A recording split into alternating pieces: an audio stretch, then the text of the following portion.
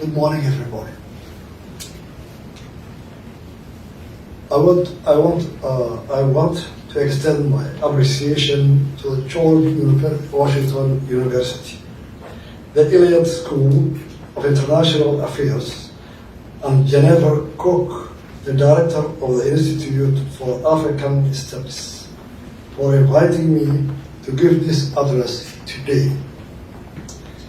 As a top research university in the nation's capital, the George Washington University is educating the next generation of American leaders.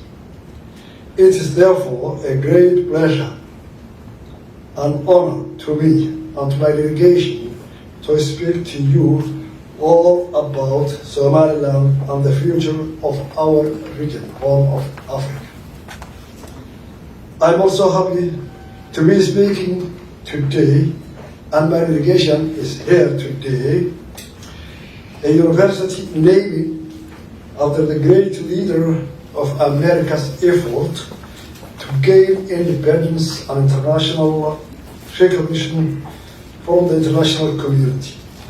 Somaliland today also enjoys independence, but continues to work towards recognition that was vital in America's success as a young nation. Somaliland is located in the Horn of Africa. Somaliland is a former British colony, protectorate, with its international borders. Somaliland gained its independence on 26 June 1960, and after 5 days voluntarily made a union with Somalia, which was Italian colony. Somaliland's population is 4.5 million. Area of Somaliland is 167,200 square kilometers. 167,200 kilometers. Type of governance: Democratic Republic of Somaliland, multi-political party, presidential, 2 chambers of parliamentary system, House of Representatives and the House of Lords, or what we call the House of Elders. 6 elections, freely contested, with 1 man and 1 vote.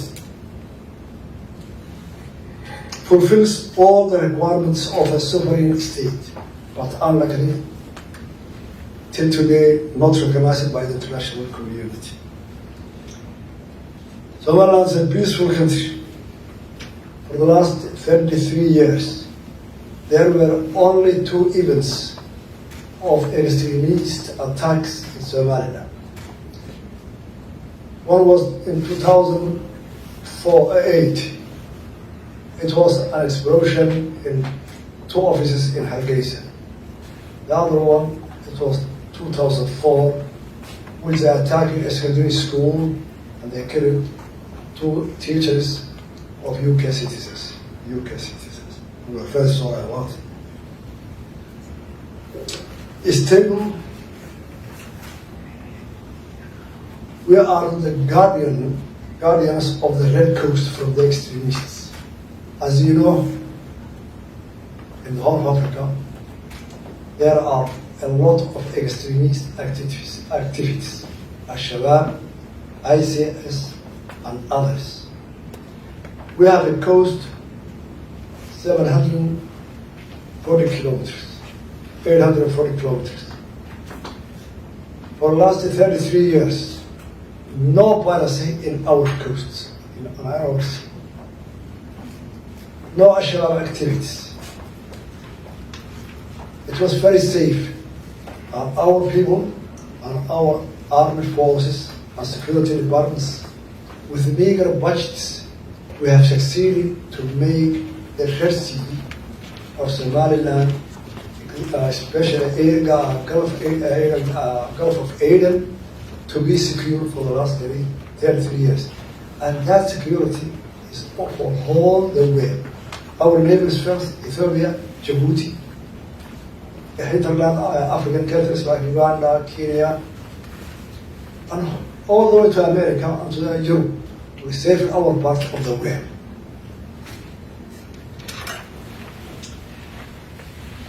Somaliland achieved for the last 33 years to rebuild its cities and its institutions of the government. I think you cannot imagine what we have experienced. Our government, the army, we pay with our taxpayers' money. The aircrafts, jet fighters, the artillery, and the tanks bombarded all our cities in 1988. The capital was reduced up zero, the same as second capital, Morocco, and most of our cities were reduced to zero. Then we liberated our country without any government institutions, no police station, no jails, no security apparatus, no hospitals.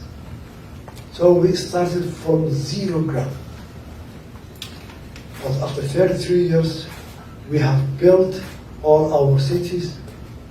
Most of them are booming today, and we have succeeded to rebuild all the departments of a government, not only governance, good governance, democratic, with 6 elections for the last 22 years, without any help from any government. We have small assistance from the NGOs. So, we rebuilt educational departments, and today we have built over 1,000 schools in our regions. And in every region, 6 regions, every region built a university. We built health department, over 400 healthcare centers, hospitals, MCH, clinics, and referral hospitals in the capital and in the capitals of the main regions. Somaliland is proud of that. It's a liberal free market, absolutely free market of economy. 90% of our GDP is in the hands of the business people, the market. GDP of Somaliland is 3 billion in the year 2021. International trade, 1.6 billion in the year 2020.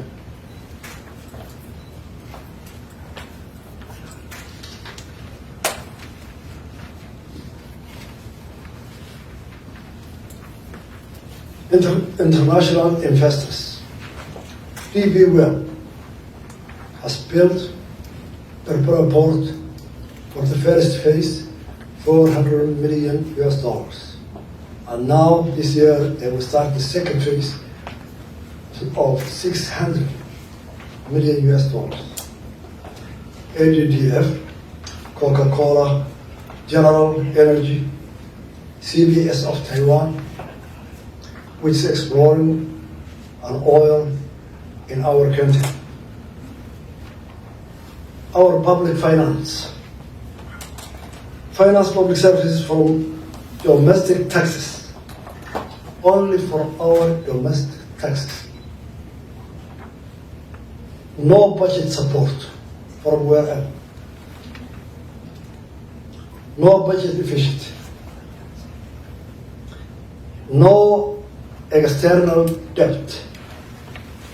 We are safe of debt. We have built with all our institutions, hospitals, schools, infrastructure, with only our home domestic taxes. International relations. We have representatives in 28 countries all over the world. Consulates in Hargeisa are from Kenya, from Djibouti, Ethiopia, United Arab Emirates, Turkey, Taiwan, and offices from Denmark and UK.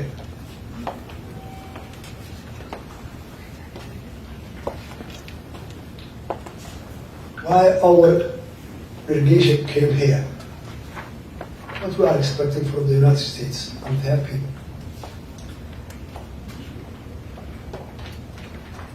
As our delegation, our main goal was to explain to the people of the United States, as much as we can reach, their intellectuals, their politicians, and their leaders about the case of Somaliland. Our main goal is to get a recognition from the international community and to convince intellectuals, leaders, and politicians in our case. Because for the last 32 years, we were internally building the country. So we must first clean our house, to build our internal institutions. So everybody whom we are talking with to be convinced that there is a government and institutions who are working efficiently. So now we have a chance to explain our case to the world. So that's why we came to this visit. Sure, we are aware of that. We cannot gain a recognition in one delegation or a few days. We know it's a long path to go, but we believe that every long journey starts from one step. So we have now explaining to the United States administration when we met them, since we are starting to explain our case and our goal is recognition, we need now to start an engagement in many fields. Engagement and to work, to cooperate. Our country locates a very strategical position in the world. The Red Sea, our border, the furthest western border, the historical town of Ayaa is only 70 kilometers from the Babylon.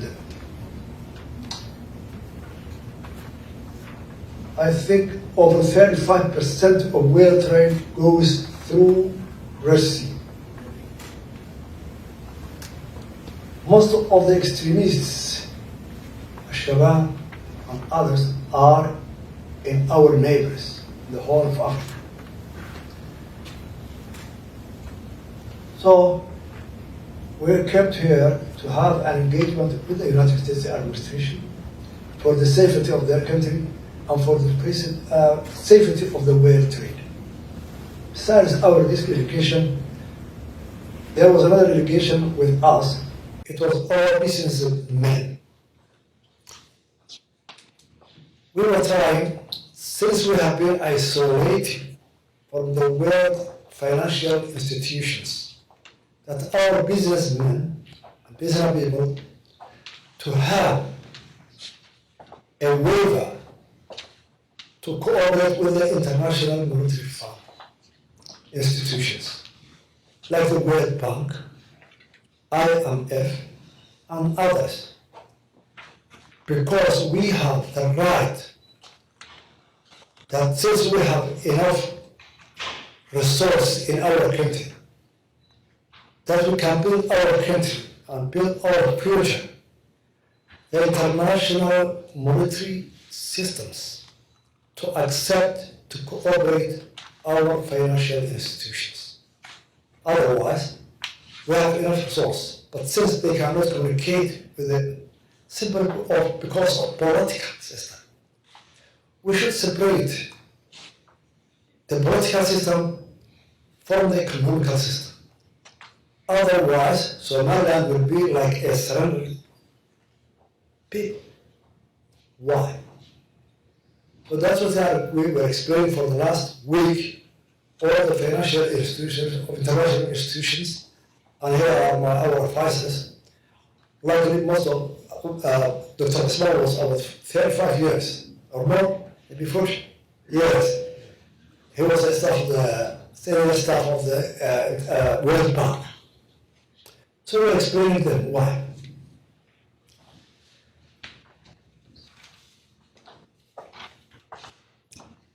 US collaborations, security and intelligence collaboration.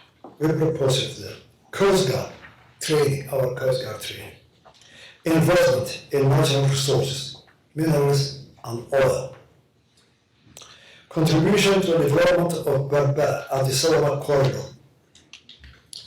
The United Arab Emirates have built our port to extend it, and they have built a corridor between Somaliland and Ethiopia. But there are many countries in the region which are landlocked. And we are expecting that our ports, not only Berbera, our ports, will make service for all these countries. Uganda, Central Africa, Ethiopia, and etc. Southern Sudan.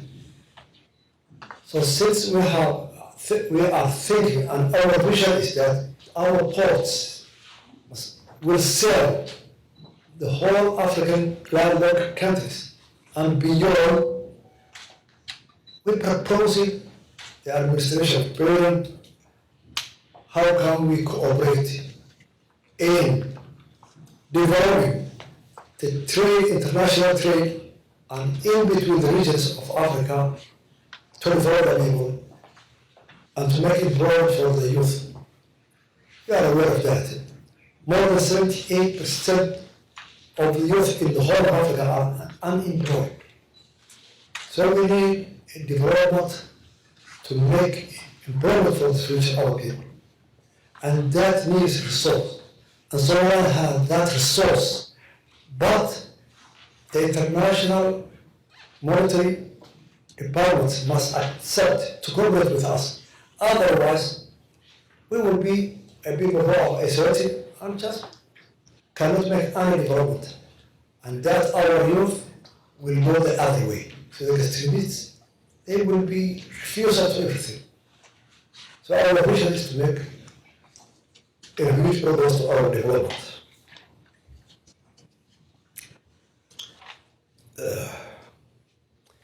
Elections and democracy.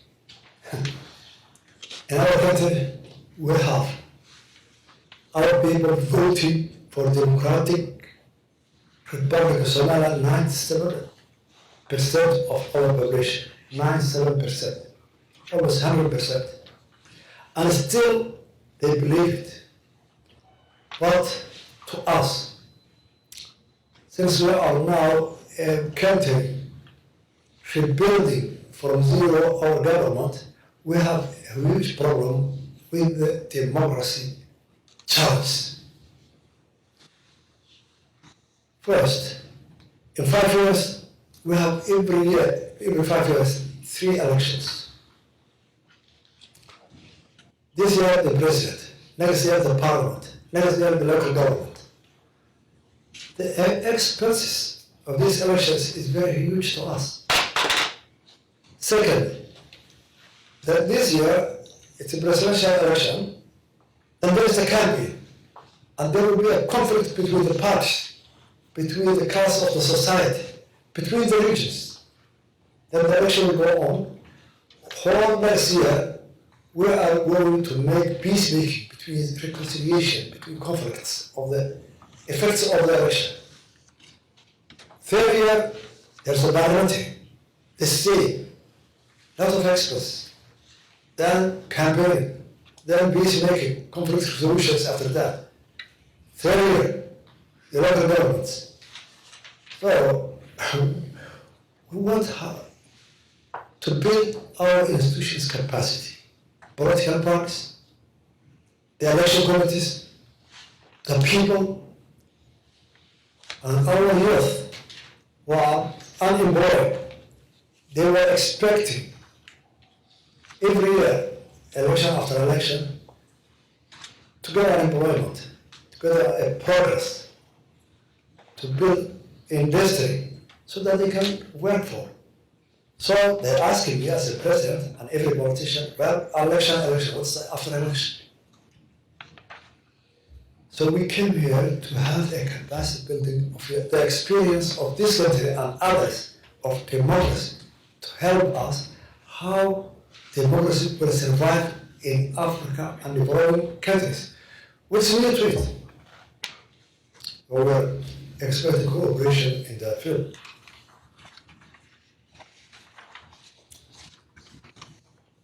We have proposing there that this administration or United States government should open a consulate in Hargeisa.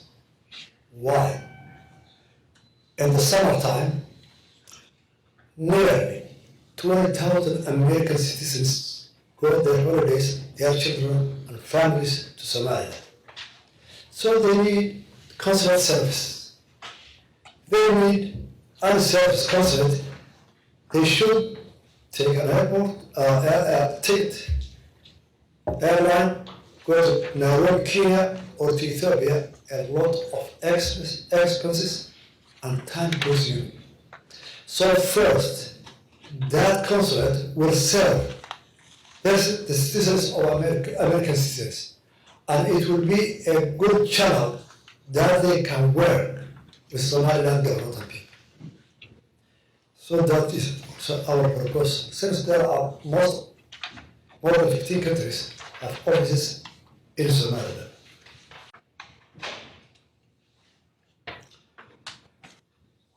The US aid will go through USA office and others. It goes through Mogadishu because the United Nations have, when we ask them, since it's a humanitarian assistance, why don't you give to Somaliland directly? For example, COVID-19. The first year, it was very serious all over the world. So the United States and the United Nations, the government, and also the United Nations, the WHO, they sent a number of vaccinations to Somalia. And that went to Mogadishu, Somalia. But unluckily, with mismanagement and inefficiency of that government in Mogadishu, the COVID-19 vaccination was in their hands, especially in the airport, until it became outdated. And they didn't reach us, Somalia. It was in the airports of Mogadishu until it outdated. So we didn't get any vaccine from the WHO and the United States assistance of the COVID-19. So we are proposing all humanitarian assistance to our country must be directed to the people who we are targeted to give them, not the government. All in all, let me remind you, with the cooperation of our American citizens and Somaliland citizens, they have built a school near our capital, Hargeisa, 20 kilometers west of Hargeisa. That school was very successful for the last 10 or 12 years. Now there are 200 students from grade 7 to 12, and 50% of them are girls. Those who have been graduated are all in the universities of American universities. Every state has students from abroad. That was a very good example. If we cooperate with the American citizens in every field, hospital, business, education, and any other field, that school is a good example that we can follow, and I hope young leaders, tomorrow leaders, you will remember Somaliland and its situation, which I have stated here. Thank you very much to you all.